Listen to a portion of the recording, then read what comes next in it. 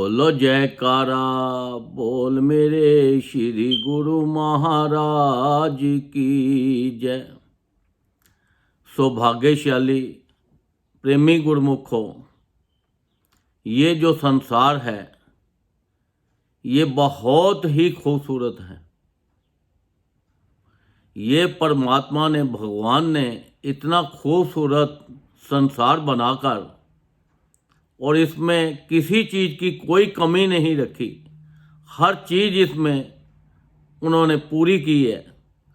और उसके अंदर ये जीव आत्मा को भेज दिया कि जाओ जाके ये संसार का आनंद लो, सुख भोगो और मुझे भी याद करना।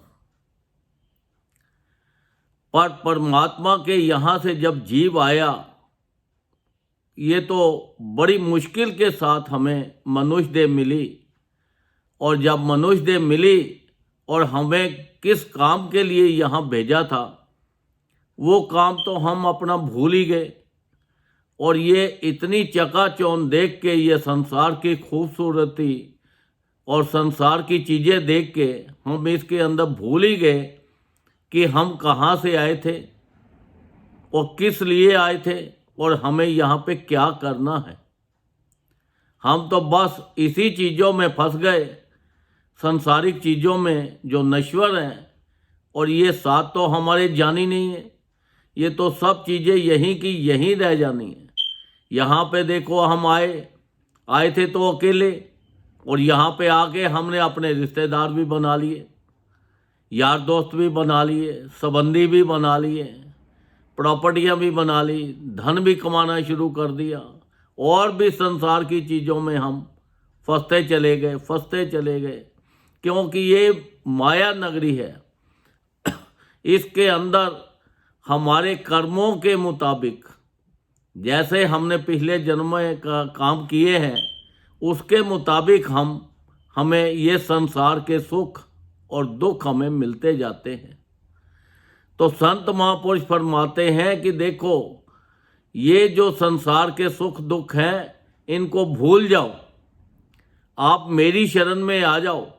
जब मेरी शरण में आप आ जाओगे तो आपको सुख ही सुख प्राप्त होंगे, फिर आपको ये दुख या कोई चीज़ आपको कुछ नहीं मिलेगी। क्योंकि जो परमात्मा खुद, क्योंकि वो तो एक निराकार रूप है, वो साकार रूप लेकर मनुष्य का रूप धारण करके संत महापुरुषों के आके बन के तो वो संसार में आते हैं और जीवों का कल्याण करते हैं। तो जब हम उनकी शरण में जाते हैं तो वो हमें नाम देते हैं, कहते हैं ये नाम जपो। जो नाम जपते हैं, सत्संग आश्रम बनाए हैं हमारे लिए, वहाँ पे कहते हैं सत्संग में जाओ, भजन करो, ज़्यादा से ज़्यादा नाम जपो। जब हम नाम जपते हैं तो हमें ज्ञान हो जाता है, हमें पता लग जाता है कि हम संसार में किस चीज़ के लिए आए थे।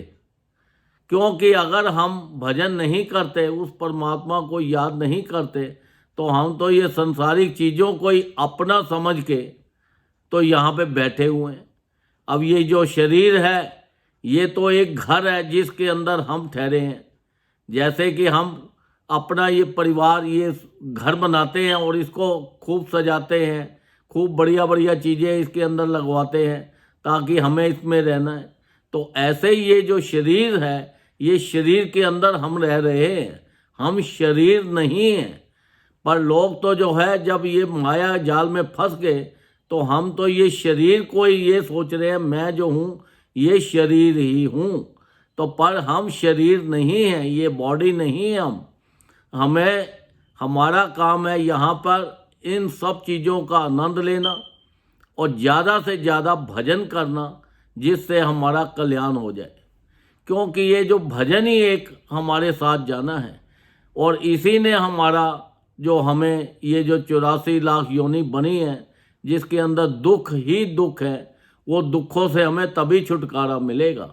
अगर हम ये संसारिक चीज़ों में फंसे रहे तो हमें फिर उसी 84 लाख योनि में दोबारा फिर जाके फंसना पड़ जाएगा और बड़ा मुश्किल हो जाएगा। एक बार एक राजा था, उसके यहाँ कुछ चोर थे, डाकू थे। अब उन्होंने राजा की सेवा की, राजा उन पे खुश हो गया। अब वो कहने लगे, राजा आप हमारे पे खुश हो तो आप हमें आज़ाद कर दो। अब राजा ने कहा कि भाई ये करते हैं तो फिर इनको सोचते हैं। राजा ने कहा भाई चलो ऐसा है, आपकी हमारे पास एक काल कोठरी है, उसके अंदर आपको छोड़ देते हैं और उसका एक डोर है, एक दरवाजा है। अगर आप वो दरवाजे से बाहर निकल जाओ तो आप आज़ाद हो जाओगे, अगर आप नहीं निकल रहे तो आप उसी काल कोठरी में पड़े रहोगे। अब वो जो डाकू थे, चोर थे, वो बड़े खुश हो गए। उन्होंने बोला भाई ये तो बड़ी आसान सी बात है, काल कोठरी है तो क्या हुआ, हम हाथ लगाते जाएंगे, जहाँ पे डोर आएगा खोलेंगे और बाहर भाग जाएंगे। तो जैसे ही उन्होंने काल कोठरी में डाल दिया तो वो चलते रहे। जैसे ही डोर आए, कभी उनके कान पे खाज हो जाए, कभी सिर में खाज हो जाए, कभी टांग पे हो जाए, तो वो डोर जो था वो फिर निकल जाए। तो वो उनको कई जन्म, मतलब कई उसके अंदर उसको बहुत सालों तक काल कोठरी में ही रहना पड़ा। तो एक जो इंसान था उनमें से, वो समझदार था, उसने कहा भाई कुछ भी हो, मुझे इस चीज़ों पे ध्यान नहीं देना, मुझे तो हाथ लगा के जाना ही जाना है। तो वो जैसे ही डोर आया तो उसने, उसको भी खाज हुई सिर में, कान में। वो कहता है नहीं, उसने खोला और वो डोर से बाहर निकल के चला गया। तो देखो, ये तो जो संसार है ये एक काल कोठरी है, इसके अंदर भगवान ने हमें ये मनुष्य शरीर दिया है, ये उसका डोर है। ये डोर के अंदर उन्होंने बोला है कि इससे आप ज़्यादा से ज़्यादा भजन करो और ये काल कोठरी से बाहर निकल जाओ, दुखों से बच जाओ और आपको सुख ही सुख मिलेंगे। तो काल कोठरी से बचने के लिए हमें संत महापुरुषों की जब कृपा होती है तो वो उनकी शरण मिलती है, वो हमें नाम देते हैं। वो कहते हैं ये जो नाम है यही एक रास्ता है जो आपका बचाव करने वाला है, यही है रास्ता आपको बाहर लेके जाएगा। ये डोर है, ये डोर को पकड़ के रखो, इसको छोड़ो नहीं, इसका अभ्यास करते रहो। ऐसा ना हो कि ये मनुष्य देह तुम्हें मिली है और ये डोर भी निकल जाए और आप फिर कई जन्मों तक इसी 84 लाख योनि में फंसे रहो। तो देखो, उन्होंने संत महापुरुषों ने तो कृपा कर दी, पर हम तो ये संसार का जो मोह माया का जाल है, जो ये संसारिक इतनी चकाचौंध है, हम तो इसी के अंदर ही खुश रहते हैं, इसी में फंसे रहते हैं। ये हमारा मन जो है भजन की तरफ ध्यान नहीं करता, ये ज़्यादा से ज़्यादा, क्योंकि इसको तो आदत पड़ गई है।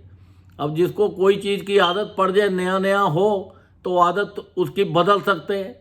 जब बहुत पुराना टाइम हो जाए तो उसकी आदत बदलने में भी टाइम लगेगा, एकदम नहीं होगी। अब मन को ये संसार की चीज़ें लगी हैं कि हम धनवान कैसे बने, हमारा परिवार कैसे हो, हमारे घर पे लड़का हो, हमारे बिजनेस हो, हम देश विदेश घूमें, हम तो इसी चकाचौंध में फंस गए हैं। तो जो संत महापुरुषों ने जो नाम भी दिया हमें, वो भी भूल जाते हैं।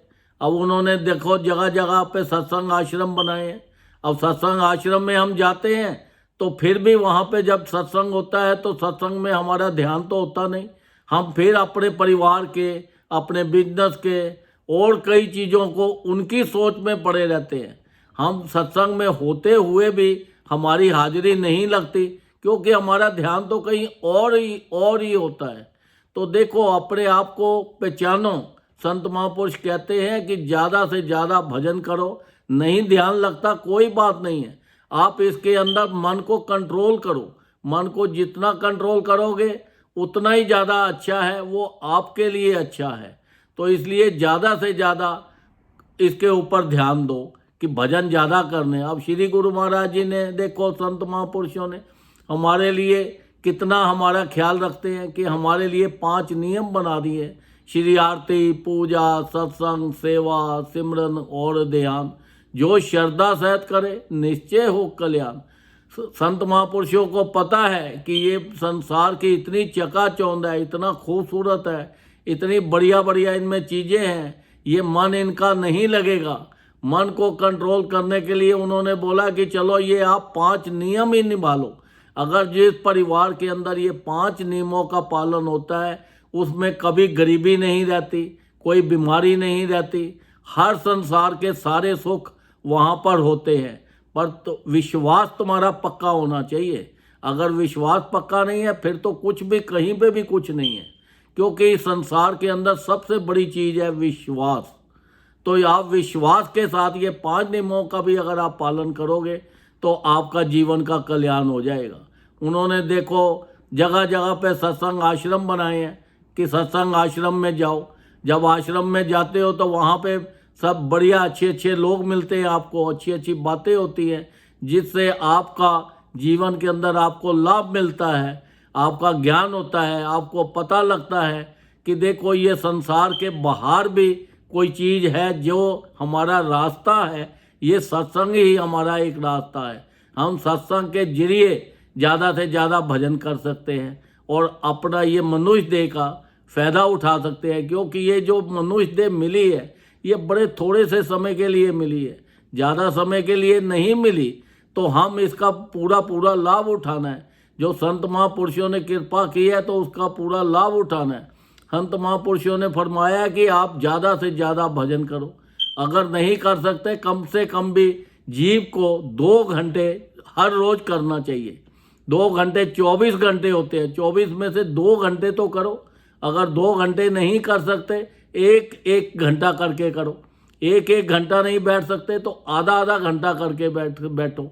जितना भी ज़्यादा से ज़्यादा हो सके भजन करो। भजन का कोई समय नहीं होता, भजन का कोई जगह नहीं होती।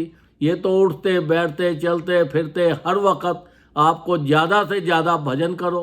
ये भजन आपके लिए ही फायदेमंद है। ये आपको इस संसार के भी सुख सारे देगा और परलोक के भी सारे सुख देगा। ये भजन में बहुत ताकत है। तो इसलिए ज़्यादा से ज़्यादा जितना अगर आप चाहते हो कि ये संसार के हमें सुख मिले तो संसार के सुख लेने के लिए ज़्यादा से ज़्यादा उस परमात्मा का भजन दो जो नाम मिला है, नाम जपो और अपने संसार का पूरा पूरा अपना लोक भी सुखी करो और परलोक भी सुखी करो। ये वो धन है जिससे आप ये संसार के अंदर भी सुखी रह सकते हो और परलोक के अंदर भी सुखी रह सकते हो। तो अपने आप को पहचानो और ज़्यादा से ज़्यादा भजन करके अपने जीवन का पूरा पूरा लाभ लो। बोलो जयकारा, बोल मेरे श्री गुरु महाराज की जय।